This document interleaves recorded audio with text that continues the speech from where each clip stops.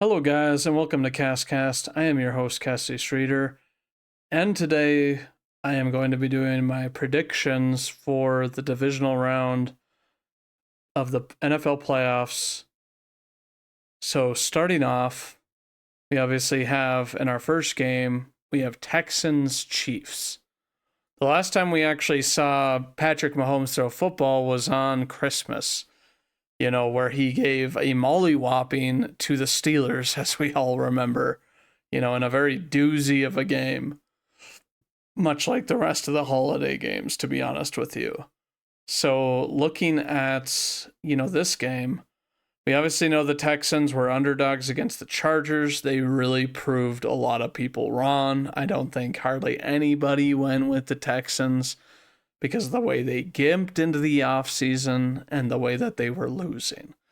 But, CJ Stroud had a spark in that game, and it ultimately kicked the team into high gear, at least on the offensive side, obviously, because their defense played very, very, very well against the Chargers. Now, they obviously go up against, Patty Mahomes, the recent playoff legend, what that he's a different guy in the playoffs. I don't expect, and then the team is different in the playoffs.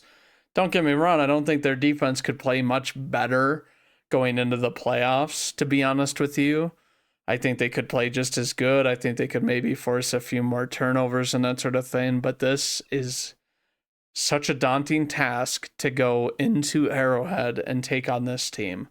You look at the Kansas City, they are still slightly injured. No Rashee Rice, no Mecole Hardman, no Sky Moore, even though I don't think many people think about him too much. But then you look at their defense, completely healthy minus a few guys who are not even their lead guys, and looking at this team, I think the only thing that really is going to derail the Chiefs is if Danielle Hunter and Will Anderson Jr. can get after Mahomes. And it isn't like Mahomes hasn't been hurried, hasn't been pressured at a very high rate. I think he had one of the higher, if not the highest pressure rate of any QB in the league this year, actually. He wasn't sacked the most just because we know that Mahomes, while he's apparently not that fast, he moves very well, to escape and to create time and space. But I think the Texans are going to pose some problems. I think it's kind of asinine that right now they project Kansas City as 8.5-point favorites. And don't get me wrong, if the Texans play the way they were, where CJ Stroud was getting constant pressure, they're doomed. There's no way that they're going to be able to do anything. They don't really necessarily have a strong run game to lean on to protect Stroud. And it's not like, guys like Nick Bolton and Leo Chanel, Chris Jones, Karlaftis, and these guys on the defense are just going to let them run either. So looking at this game, it's obvious that it's an uphill battle, but there's just, you think that the determining factor is going to be protection for both teams. Because I do think that, the Texans are going to very, very much play a physical game, and they're not going to give up a ton of points to Kansas City. But I think, the 8.5 is more so that if their O-line doesn't hold up, yeah, they might have a hard time scoring 10 in this game, and, the crowd, it is definitely adding that sort of factor, and that sort of thing. Looking at Houston's, depth chart now, obviously you've got Joe Mixon, CJ Stroud, Nico Collins, but then you have, Mechie, who is their second at this point, and then Robert Woods is slightly banged up. But to me, I think if you're going to be doing anything, you're going to be relying on Dalton Schultz as a security blanket to be that mismatch. Scheme him open, make sure that he's not on a guy like and make sure that Nick Bolton isn't necessarily going to be on him, because he's obviously a very good cover corner and a very competitive player, you know, close to leading the league in tackles and that sort of thing. But looking at this, it's going to have to come down to Houston's O-line. But not to anybody's dismay, but I'm picking the Chiefs to win this game. If they happen to lose, I'll be, ecstatic for the Texans, because I think that they're a real fun team and they're really well coached.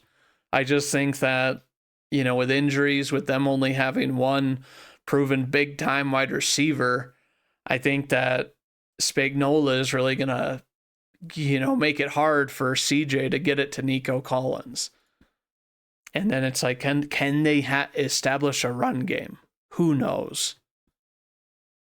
Moving on, we have Commanders-Lions. As we all know, the Commanders played a very tight game with the Buccaneers last week, and they looked very good, to be honest with you. Their defense played pretty well, giving up some points here and there, letting Mike Evans have his time to shine, but then ultimately closing the door on him late, and not allowing, him to beat them at the end of the game, and now they go on to play the Detroit Lions.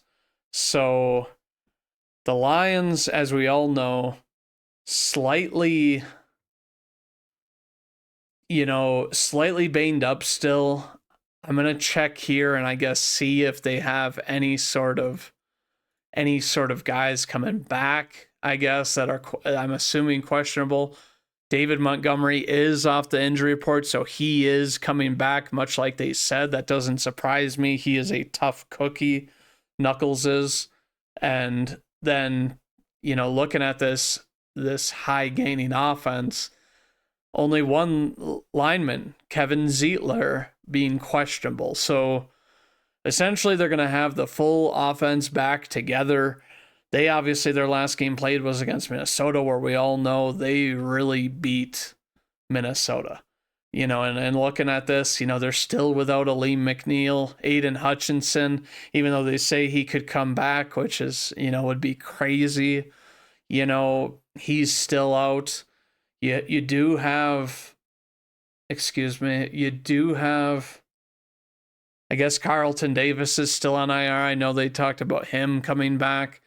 But you look at this, and it's like, and you look at, their team, Brian Branch has really played well. Kirby Joseph, as we all know, I don't like him, but he does produce.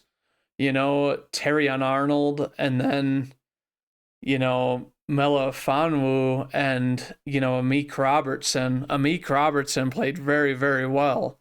And you look at, if he has to go up against Scary Terry, I think that Scary Terry's more than likely going to be doubled, a lot this game, just because he is, like I've said, the best weapon the Commanders have had in a long time, So, but he still manages to get open and has that crazy contested catch, completion, the most in the league.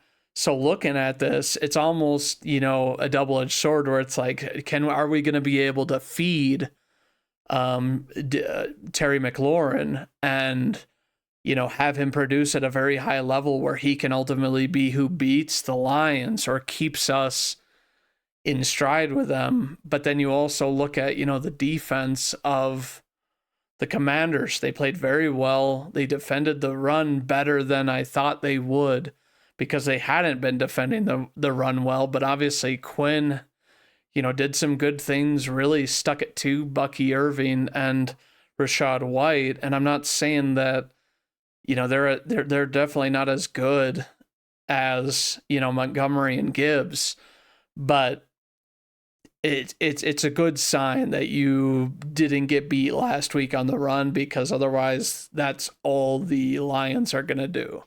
And we all know that, Goff likely isn't really going to be throwing it so much in that situation, where he is going to throw a pick for a guy that doesn't throw that many picks. but who knows? The other thing about this, about having a bye, is that you can cool off. I only say that about the Lions because they're definitely not used to it. I don't think I think they said that they had never had a bye week, prior to this year, so who knows if the team is going to simmer down a little bit, which wouldn't be good, against a team that just won a very competitive game, a very gritty game where they performed their utmost best, maybe not their best, but very, very well. In a stacked playoff teams this year, where I don't think anybody that got in didn't belong per se. But looking at this game, I just think it's going to be too much, for it's going to be too much for Washington. And it's kind of crazy to me that they give Detroit 10-point favorites, I guess. But I think that Washington could at least make it interesting. But I'm going with Detroit, to win this game at home and not be a division round exit. Moving on, we go to Rams-Eagles on Sunday. So Rams-Eagles on Sunday. As we all know, the Eagles, and I mean, at least in my opinion, they didn't do much, to win their last game. They got a lot of opportunities, and only put up 22 points, and it's like they held Green Bay to 10, but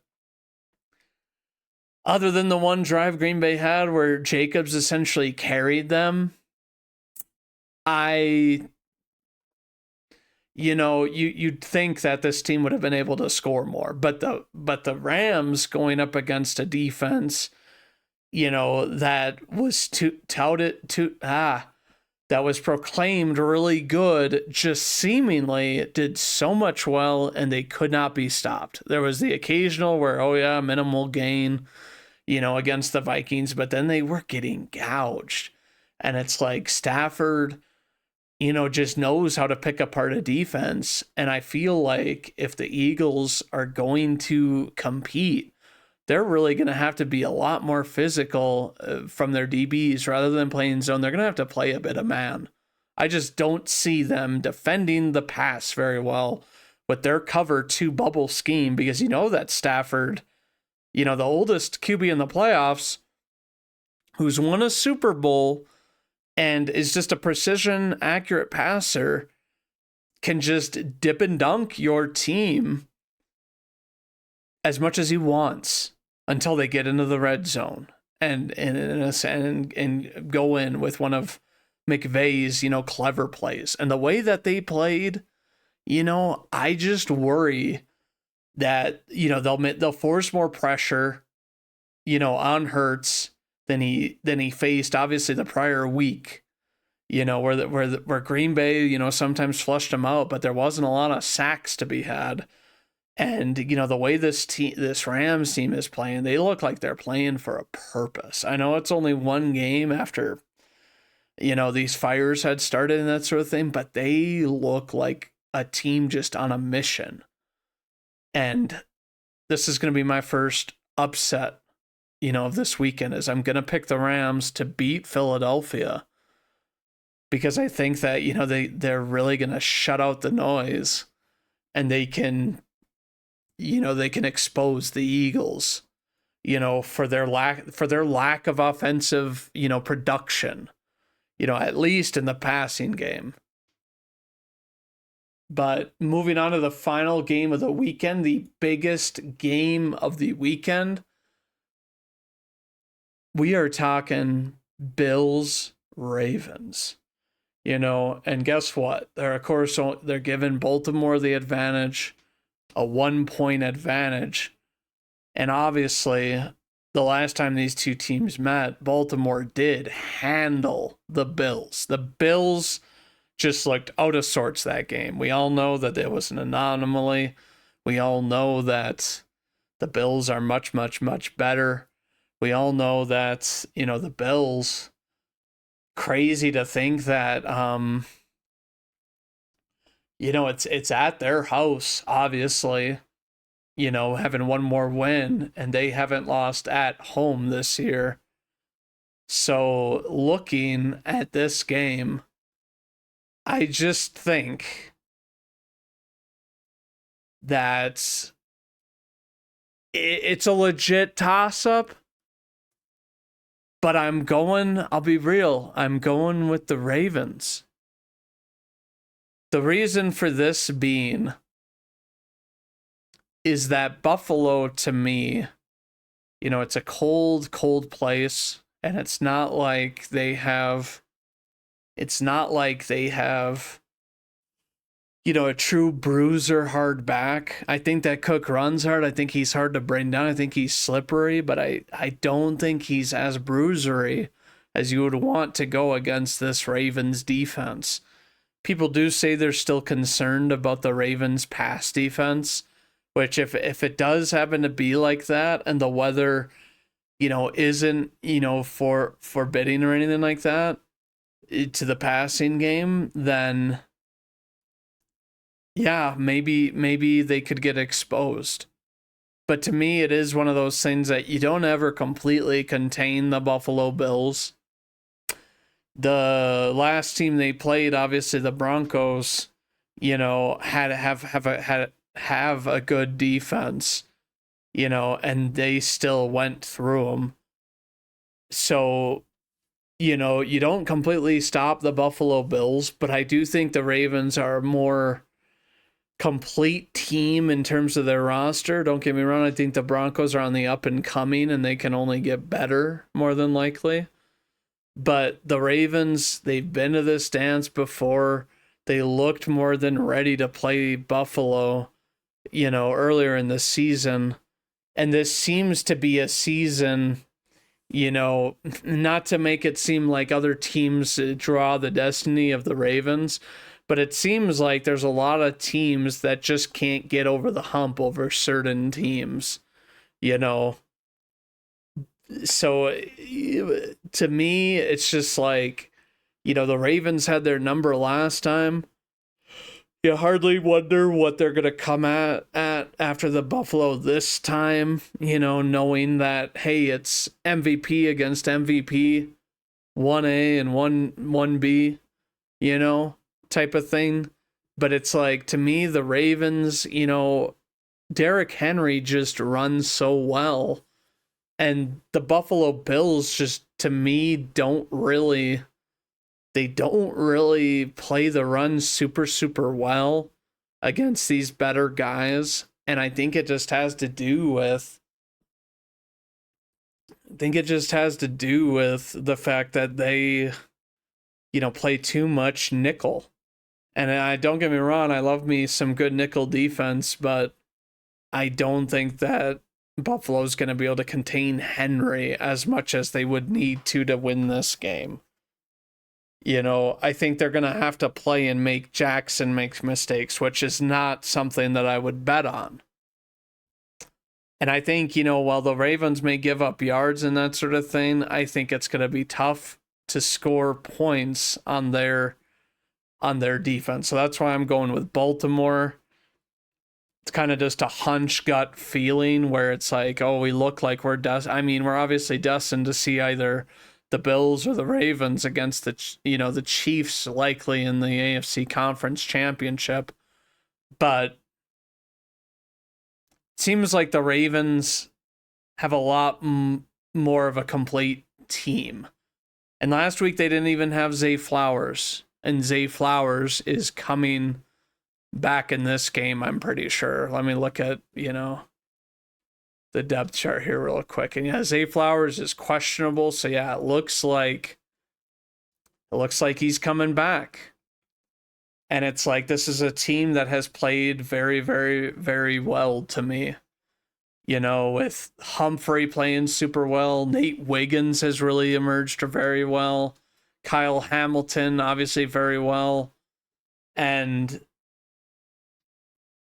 they just to me look like a more complete team. Not to say Buffalo isn't, but they have younger pieces, that I guess don't have the experience, like the veteran presence and then the youth that the Ravens have. So I'm picking them, and that's, those are my picks for divisional round. Now, if you guys like NFL content like this, I did upload at the same time as this my reactions to the wild card round, which